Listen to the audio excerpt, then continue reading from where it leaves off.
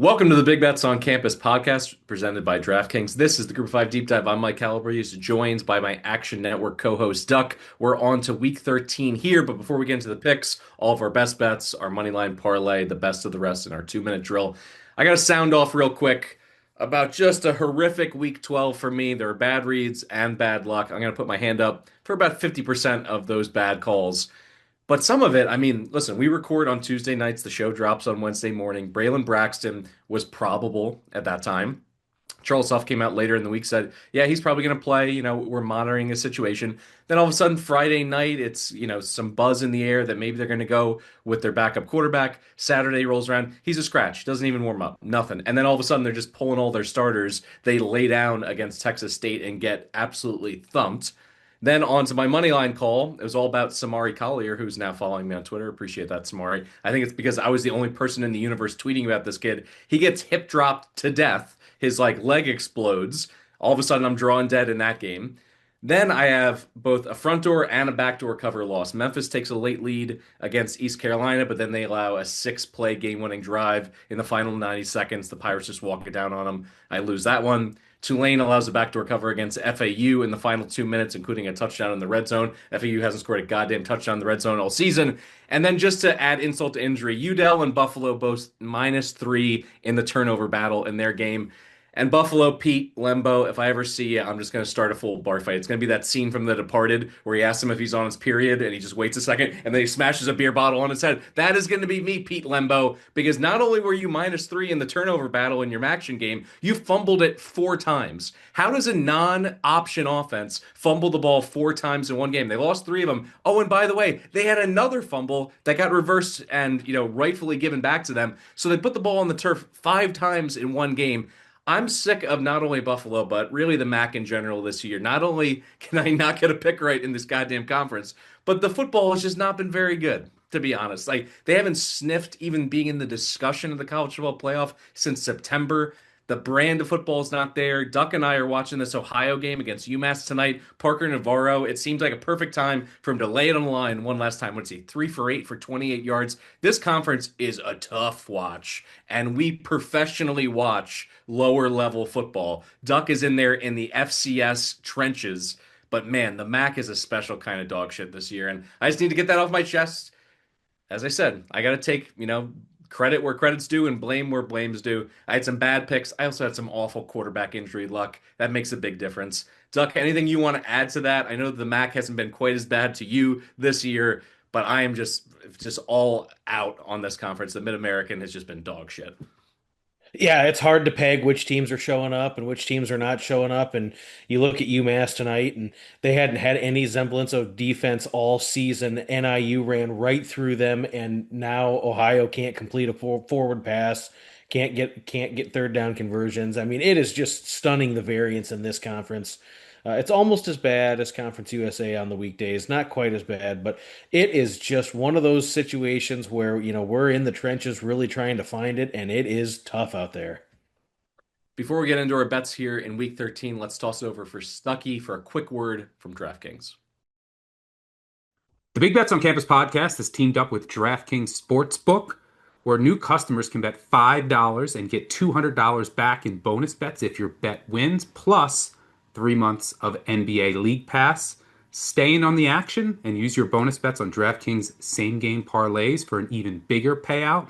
To get started, use promo code BBOC when signing up with DraftKings. Again, that's promo code BBOC when signing up, and bet $5 to get 200 back in bonus bets if your bet wins, plus 3 months of NBA League Pass. The crown is yours.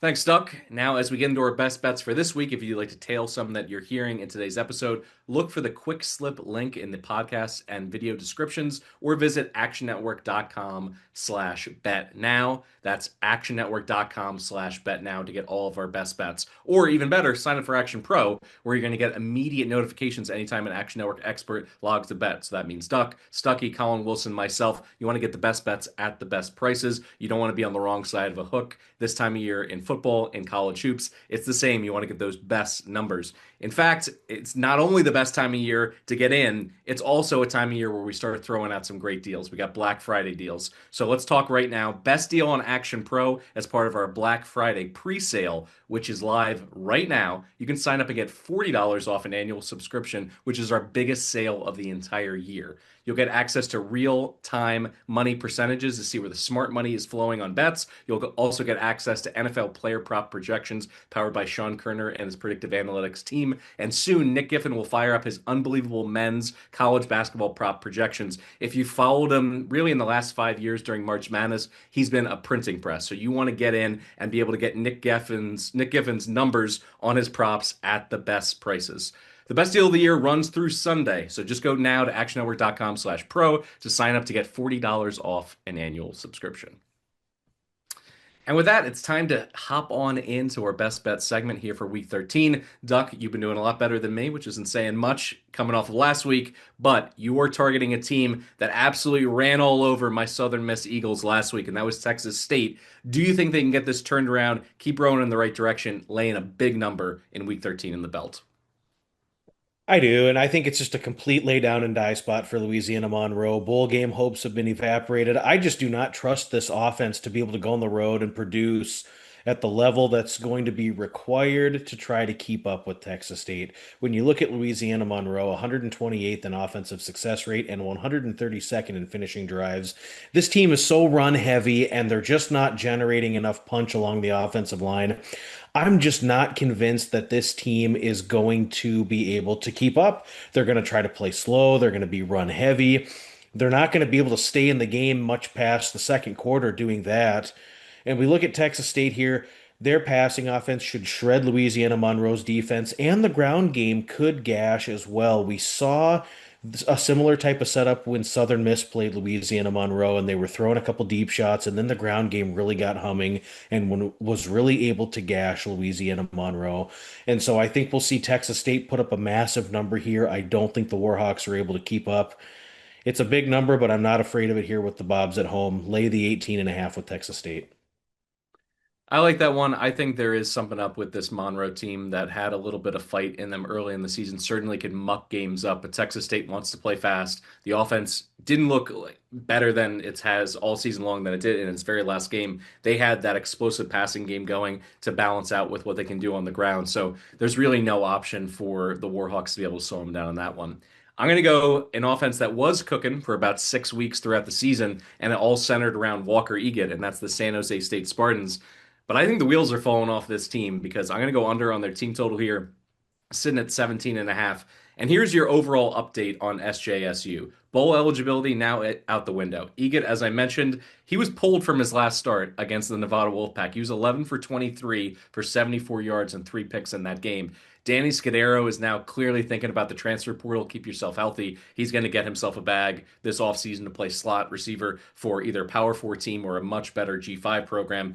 And the Aztecs, due to a logjam of 4-2 teams behind them, they need to keep winning to ensure a trip to the Mountain West title game. So I think that's going to be premium effort from this defense that has been lights out this entire season. But when you look at particularly their performance at Snapdragon Stadium, they've been special. This is probably the best defense they've had in the last 25 years. They've allowed just 7.6 points per game at home, including matchups at home against bowl-bound Cal and Boise State. So it hasn't just been a fortuitous schedule. They've beaten the crap out of the teams that's been put on the field for them. So I look at this San Diego State defense, and I think they're going to have an opportunity to not only get off the field, but then also be protected by an Aztec attack that is leaning more and more towards the run down the stretch, and that means a heavy dose of Lucky Sutton in this one. 23 carries per game across his last four. It's helped them play keep away, and they also play at the slowest pace in the Mountain West, 124th nationally. So 17.5, if I told you this even 3 weeks ago, you would have said this is a must overplay on SJSU. But I think at this point,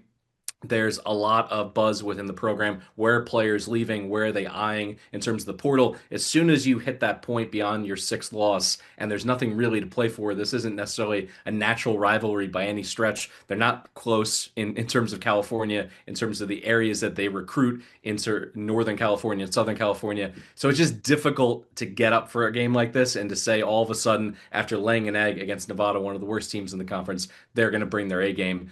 Final stat dump here before I kick it to you for your thoughts on this one, Duck. San Diego State pass coverage this year. Ninth in coverage, second in passing success rate defense, and 40th in havoc. I think they're going to be all over the Spartans in this one. Do you agree with this team total? I actually have two for my best bets this week. Let's start here. What do you think about SJSU selling the Spartans? Yeah, I mean, we've seen San Diego State lights out at home on defense this season. They just play really well in that stadium. They were completely able to shut down Boise State. They've also shut down Wyoming, California, Stony Brook, and they really shut down Colorado State at home as well. They allowed two cheap scores when the game was much decided. But yeah, San Jose State is just in free fall, losers of 4 out of 5, and just really looks so choppy on offense. I just don't understand the fall off, but it has not looked good for weeks, and I don't think it's going to be particularly close on Saturday night. All right, let's stay in the Mountain West here. You're targeting an under between New Mexico and Air Force, and the big headline is no Liam Zarka. How much of an impact does his absence have on this matchup, in your opinion?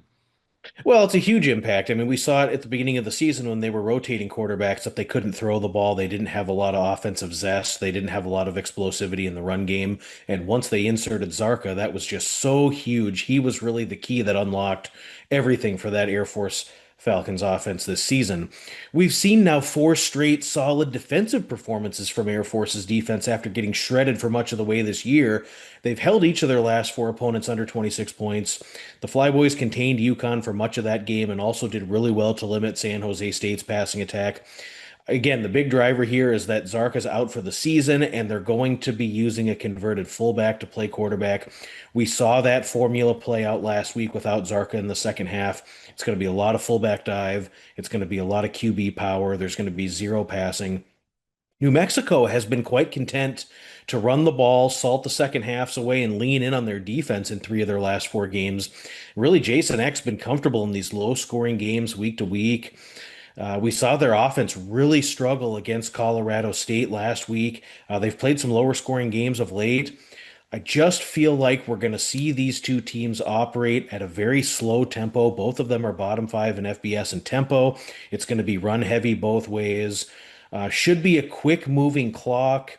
But Air Force is going to have zero explosiveness without their quarterback. I like the Air Force team total under, but the best bet is on the full game under 55.5.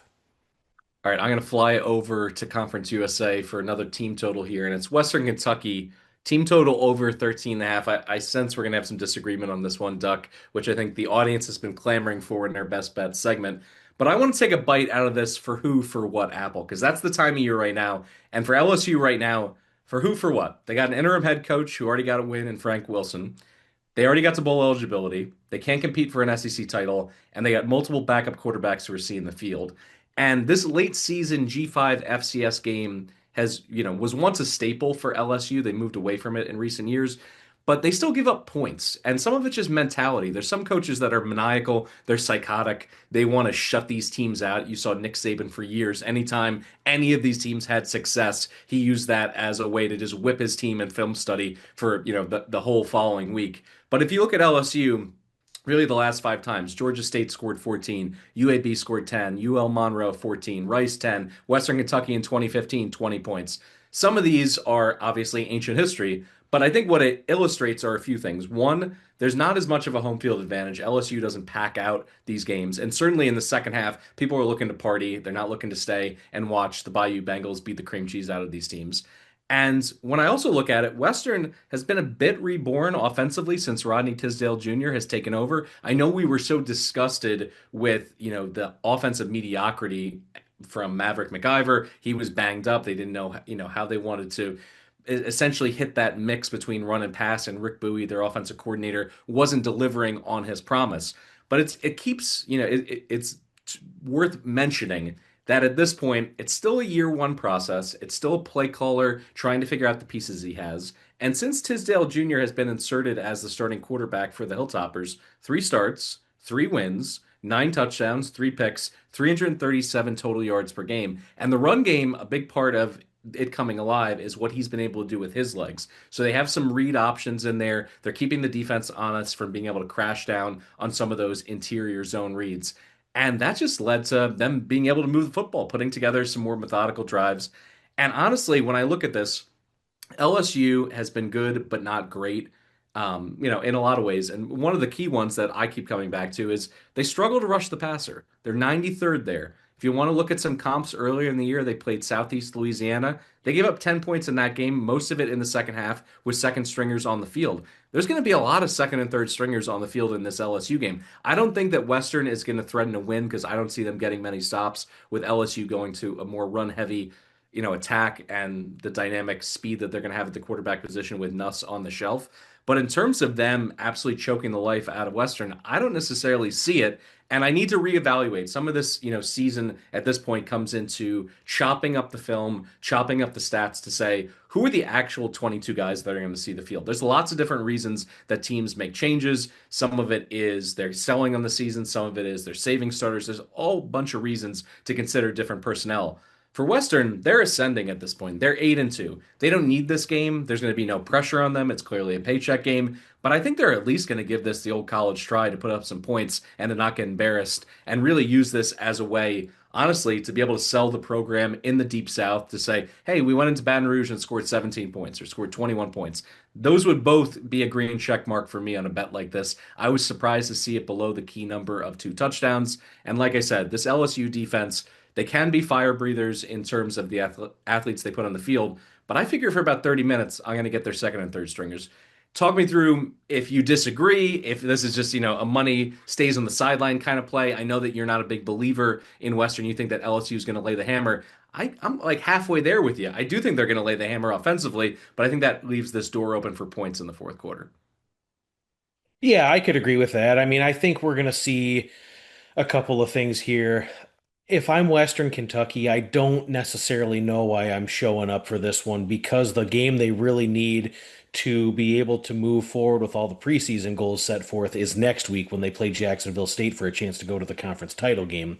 So at the first sign of adversity, or if you get a guy injured, maybe you start to kind of fold up the tent a little bit early. But I think LSU will score a ton of points. I think this game will be one that's decided with wide margin. But that doesn't necessarily mean Western Kentucky can't go over the team total. If LSU is winning a game 49-10 in the fourth quarter and the game outcome has long been decided and everyone's got their backups in, there's a very realistic chance that Western Kentucky is still throwing it around with their second platoon and working on reps, working on some things. Yeah, they could punch a cheap one in here for sure. So the total is very low. It's low for a reason, but I think there's a pretty decent chance that we get a lot of garbage time in this one. I don't think the plays are necessarily anti-correlated either. If LSU, which I have a play on LSU minus 22.5, they could score a ton of points, as you had mentioned, running the ball all over Western Kentucky's poor run defense. But there's going to be so many snaps in this game, and there's going to be a lot of opportunities for Western Kentucky to throw it around on that second string. So, yeah, I could see that. 4 minute offense time. We've talked a lot already about the Mountain West Conference. Let's stick there for this matchup between a Hawaii team that has exceeded expectations at every turn and a UNLV team that I think rightfully so. Avid gamblers, they've been saying along the way, this team is fraudulent. This team has been so fortunate to have the record that they do. But at this point, they are a short favorite at home on the fast track at Allegiant. Walk me through this matchup between the Bows and the Rebs and what you're seeing. Well, it's a really important game as far as the actual Mountain West standings are concerned. Both these teams are still right in the thick of the race here. This should be a really fun game. We've started to really see the Hawaii offense take really good form in the run and shoot variety under Timmy Chang, really for the first time during his tenure. We really didn't see it with Braden Shager, and we really never got to see it the first couple of years with him. But what's really unlocked it for Hawaii has been Pofele Ashlock and Carson Pupunu that have come back healthy at the receiver position to complement Jackson Harris. Since coming back from injury himself, Micah Alejado has thrown 16 touchdown passes with three touchdown passes each in the last 5 games. And you look at the Bows, they're scoring a bunch of points. UNLV comes in 132nd nationally in yards per play allowed on defense. They could really be up against it here, trying to defend this Hawaii pass attack. The UNLV secondary has been torched all season, and now you get Hawaii on that fast track with the run and shoot concepts, which will be unfamiliar to UNLV. I think the Bows will feast offensively. Now, I think UNLV will also counter here, and their explosive rush offense could be a problem for Hawaii's defensive front. UNLV is 11th in rushing yards per carry nationally, ninth in explosive plays on offense, while Hawaii struggles with allowing big plays. And in recent weeks, they've given up 630 yards against San Jose State, 500 to Air Force, and 435 to Utah State. UNLV is going to move the football here. I really want to bet the over in this game, but I think really what's keeping me off of this is both red zone offenses have struggled. Hawaii, just 20 of 35 trips have resulted in touchdowns. For UNLV, 29 out of 46 trips have resulted in touchdowns. We got a lot of empty possessions and a lot of field goals kicked in the red zone, so I'm not quite there yet. I really think Hawaii can win this football game, but as for me, I'm waiting pre-snap. I'm going to just wait and see because on the road, Hawaii has shown that they have gotten down in some of these games. I think we'll get a better number than +3. I'm going to wait for a 7 or 7.5 live, and so that's what I'm looking at here. But this is going to be such a fun game. We're going to see a lot of explosive plays. It's going to be back and forth. Both teams will throw haymakers, but I'm going to look for Hawaii at least +7 live. What do you like here, Breezy? Oh, I like the money line, which brings us to our G5 Underdog money line parlay presented by DraftKings. Let's talk Rainbow Warriors +120 on that money line. You brought up some of the stats. UNLV's defense is dog water, one of the leakiest teams in America in terms of letting up big plays. The good offenses in this league have just had their way with the Rebs defense. And when we get Alejado, what we get is someone who is hot as a pistol, three passing touchdowns in 5 straight games. They just put up 38 points on San Diego State, who we just mentioned is having a historically good season defensively, and they're the best defense in this conference by a country mile. They've been healthier than they've been really since preseason, particularly at the wide receiver group, as you mentioned. And that bye week, I think, was perfectly timed because they had a chance to perfectly set up their travel, their prep, and their particular game prep for UNLV.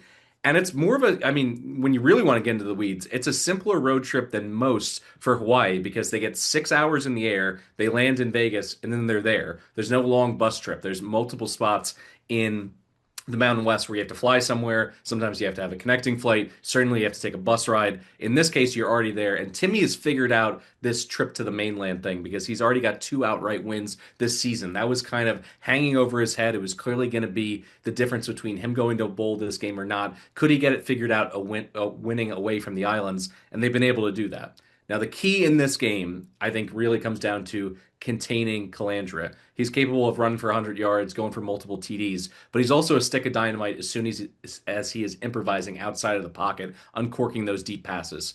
Hawaii has a comp in terms of their success this year, and in my opinion, that was Utah State's Bryson Barnes.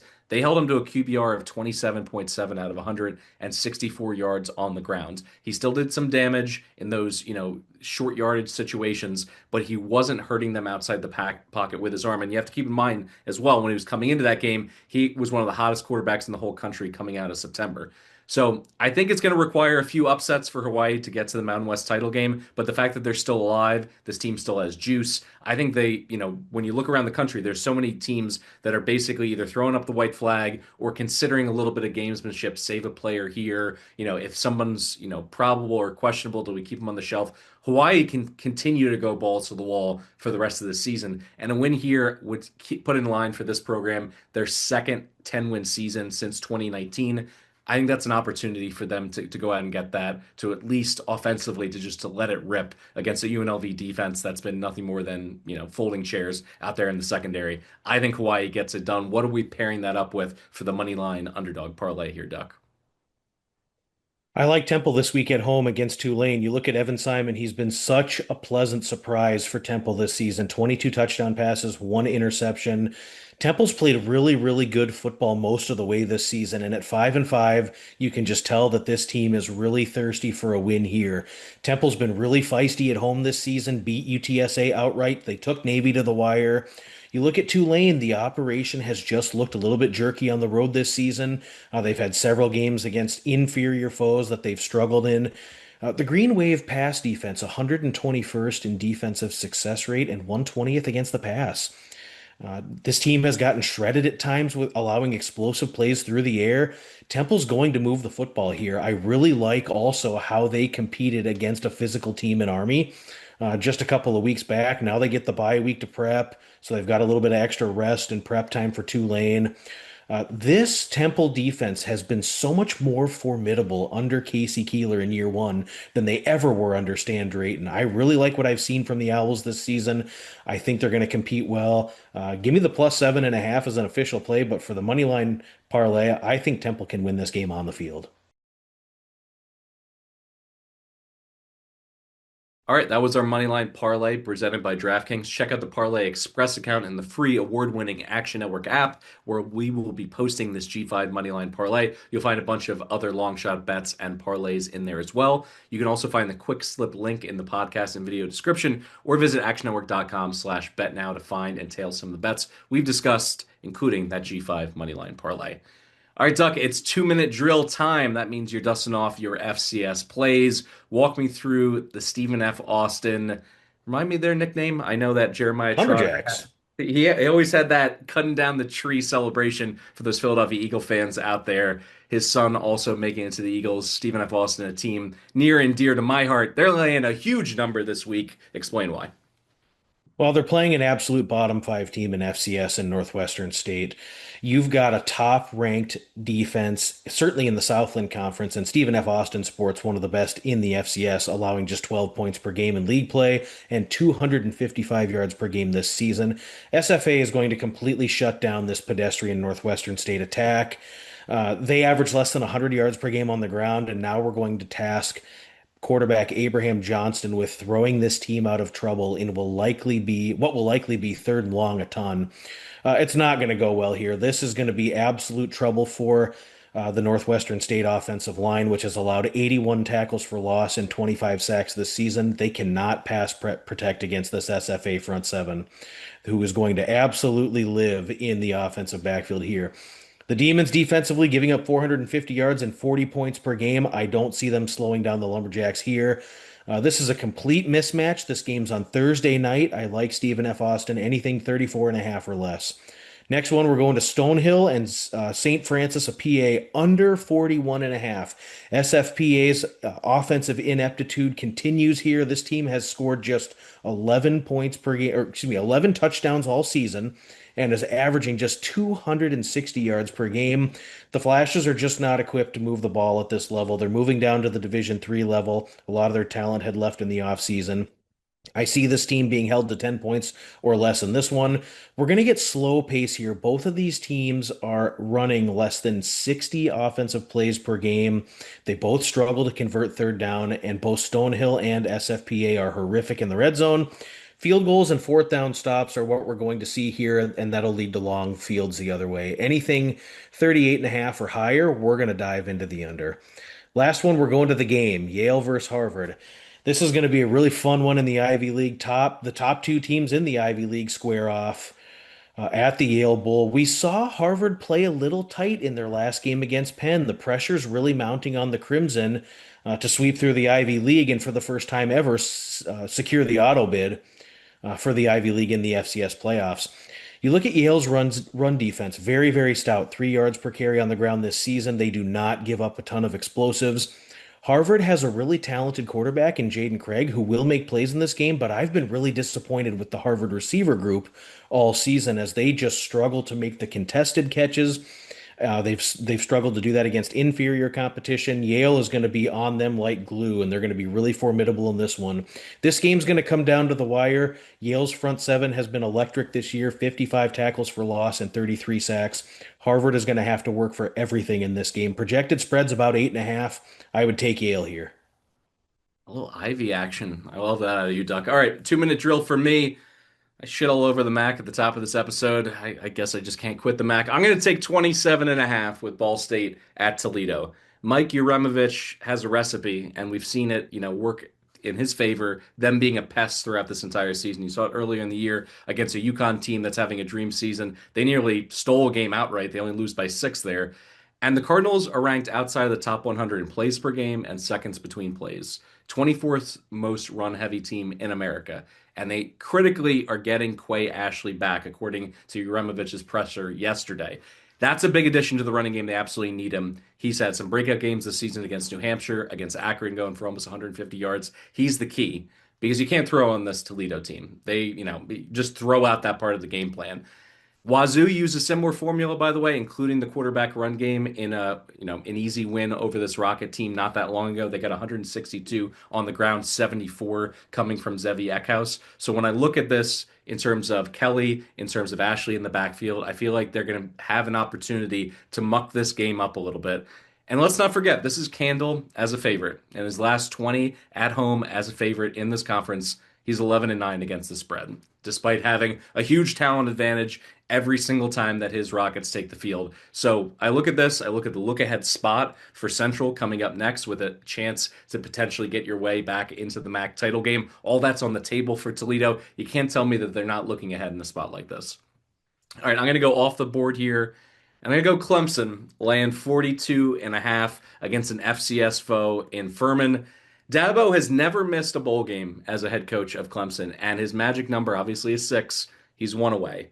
Listen to him in the post game, the last couple games. He's playing that us against the world. Everyone quit on us. They wrote us off, but we didn't write back. All that bullshit that Dabo loves. He's getting it to work a little bit because you look at how well his defense has played recently. Held FSU to 10, held Louisville to 19 in an upset.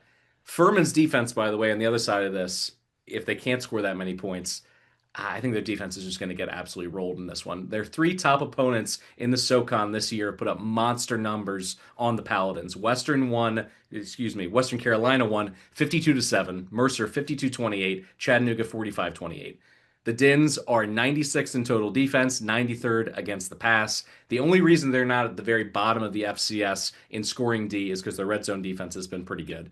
This whole play is predicated on how Dabo treats lousy FBS and FCS teams in November. When you look at those last 6 games that he's played against teams either from the FCS or, just paycheck games in general, 51-14 over the Citadel, 44-7 against UConn with Randy Edsall, 59-14 against Wofford, 61-3 against the Citadel, 28-0 against Georgia State, 52-6 over the Citadel.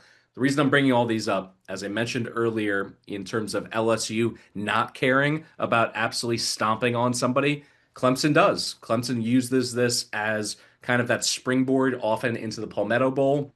They're playing well. He wants to see his offense play 4 quarters of good football. He really hasn't seen it all season long. I think he's going to take an opportunity here. In those games, those paycheck and FCS games, they averaged just 7 points allowed, dropped north of 54 times. So I'm going to go ahead with the Tigers. I'm going to close this out with Jacksonville State. There's just no respect for this team. They're laying 1.5. Only 5 teams in the country run more than the Cox, and Cam Cook is a god among men. He continues to lead the nation in rushing yards, broken tackles, and yards after contact in the G5 level. He's top 3 nationally in all of those stats. Can FIU stop him is the question. No, they can't. They absolutely can't. You can't look at their resume and say all of a sudden they're going to become fire breathers in the box. They're 117th in line yards. They're 121st in stuff rate. He's going to get to the second and third level and just rip massive runs in this game. I'm going to lay the points with the Cox. All right, Duck, any final thoughts here as we close the book on our predictions in week 13? Yeah, the G5 specifically has some really exquisite conference races that are starting to take shape. Conference USA still has 3 teams alive, but then you look at the American, there's a ton of teams that are log jammed at the top there. The Mountain West still has 6 teams that are mathematically alive. We've got the MAC that has a ton of teams really jumbled at the top there. The Sun Belt's kind of done it the right way because they've got the divisions, so we kind of know what's going to happen there. Interestingly, for Southern Miss, really the game that matters for them is next week as well. So it'll be interesting to see how they approach that one this week against South Alabama. But a lot of fun football left to be played. We're really coming down to the home stretch here with this week and next week. I'm really excited to see how it all shakes out, and we're going to keep working hard to try to get you to the window. For Duck, I'm Mike Calabrese. That'll do it for today's episode of the Group of Five Deep Dive under the Big Bets on Campus banner, presented by DraftKings. As always, thanks for tuning in. A programming note: on Monday, we are going to have a special episode over on YouTube. I think it's also going to hit your podcast feed. Feast Week, a full preview of all the tournaments for Feast Week on the college hardwood. We're going to get into the teams that we like to win them, some of the set matchups as well that have spreads out on them. We even get into some projections for Bart Torvik and Evan Mia to be able to give something a little bit forward looking that's actionable. So when you listen to it, you don't immediately have to put in a play. Don't forget to download the free award-winning Action Network app and leave us a 5-star rating and review. And also throw in comments if you want to have more college basketball coverage earlier in the season. We'd love to listen to our fans and deliver for you guys. I'm also going to pick out the new 5-star review and give out another $10 future for the 2025 season for football. Or if you want to look into the spring for college hoops, I'm happy to fund that one as well. You can hit me up on X once I read off your review here on the show. Also, remember, if you want to tell some of the picks that you heard in today's episode, look for the quick slip link in the episode description. You can also go to actionnetwork.com/betnow to have access to all the games that we just discussed and all the angles. If you haven't already, please, please, please subscribe to our YouTube channel. Search for BBOC, and you're going to have access to all of our college football and soon-to-be college basketball content moving forward for the rest of the year. Thanks for listening to the Big Bets on Campus podcast, and as always, best of luck with all your bets.